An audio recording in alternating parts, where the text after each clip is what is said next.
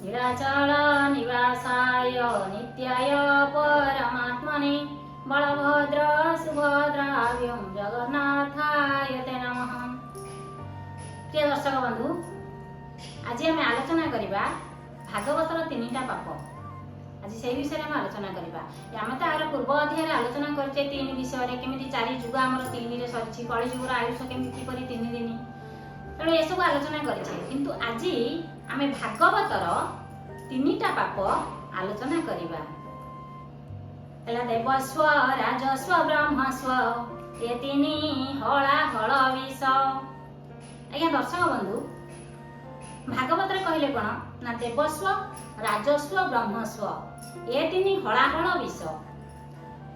ये तीन को जी भक्षण करती तेणु सही मानकर केउ केउ पाप हुए। आज से भागवतर ये तीन गोटी पाप विषय आम आलोचना करवा। प्रथम है देवस्व। तेणु आम मालिका भी कहते जे तीन विषय आपण मैंने समस्ते जानते कले कली भविष्य पुराण बाकी रहिला तीन दिन।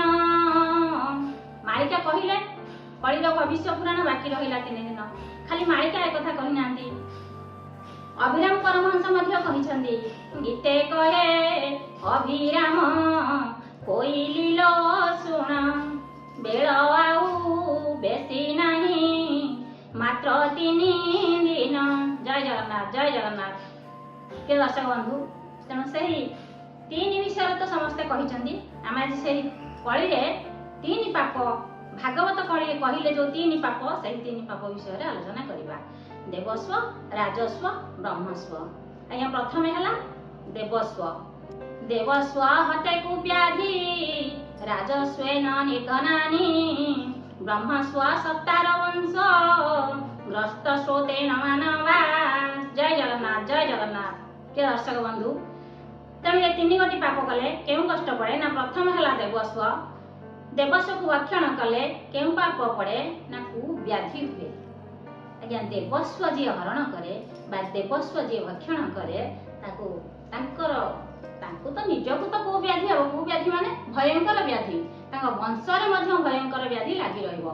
आपण माने तो जानिथिबे आजिकल व्याधि विषय केते प्रकार व्याधि होउछि। खाली भागवत कहिना जे कथा आज्ञा मालिका कहिछंती कहले देवस्व राजस्व ब्रह्मस्व भक्षण ए व्याधि ग्रस्त हेबे नर नारी इच्छा मते पुरुष चलिबे संसार हेब स्थिर। जय जगन्नाथ जय जगन्नाथ। आज्ञा मालिका एक कथा कहिछंती जे देवस्व राजस्व ब्रह्मस्व याको भक्षण कले कुव्याधि वा भयंकर व्याधि वंशरे होइथाए। तेणु ये गला आज्ञा देवस्व। देवस्व को भक्षण कले कुव्याधि वा महामहा भयंकर व्याधि मान होइथाए। तापर आसिला राजस्व। राजस्व भक्षण कले कौन हुए ना राजस्व ना निर्धनानि। आज्ञा राजस्व जी हरण करे वा भक्षण करे से निर्धनी हुए। लक्ष्य अरजिले पक्षे न अंटई सत्य वचन मोहर। तेणु लक्ष्य अर्जन कले पक्षी अंटिब नाही, नियंटिया सबु समय लगी रहिथिबो। यहला राजस्व।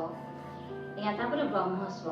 ब्रह्मस्व को भक्षण कले कौन हुए ना से भागवत कहिछंती ब्रह्मस्व भक्षण कले कौन हुए विष भक्षिला प्राणी मरे ब्रह्मस्व वंश नाश करे। जय जगन्नाथ जय जगन्नाथ।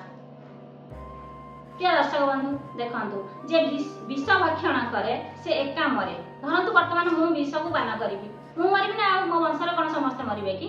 तेणु जे विष भक्षण करे से ही एका मरे।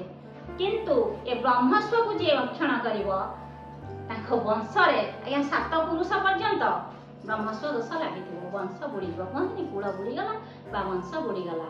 तेणु ब्रह्मस्व को हरण कले ब्रह्मस्व को भक्षण कले वंश बुड़ी जाए, कूल निपात हो जाए।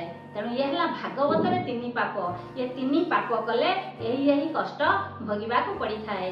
तेणु आम आज ये भागवत तीन पाप कही कथावस्तु को विश्राम देवा। तेणु यार पर अध्याय पुणी आम आलोचना करवा। मालिका विषय आलोचना करवा, भागवत आलोचना करवा। जमती आम आलोचना करमती आम आप सहित आलोचना करवा। तेणु आज आम कथावस्तु को विश्राम देवा।